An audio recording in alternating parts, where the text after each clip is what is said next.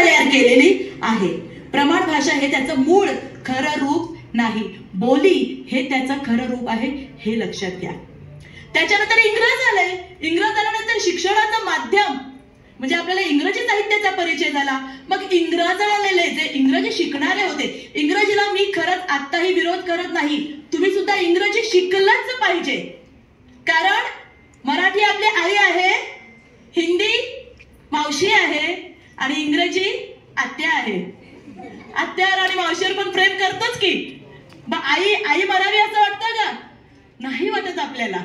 तर आपल्याला एकाच वेळी मराठीवर प्रभुत्व, हिंदीचाही अभ्यास. खरं तर मराठीच बोलावं, आपण हिंदी अजिबात चांगली बोलत नाही. मराठी भाषिक हिंदी बोलतं हे कळतं, हमरे को तुमरे को नाही का. आणि मग इंग्रजी मात्र शिका.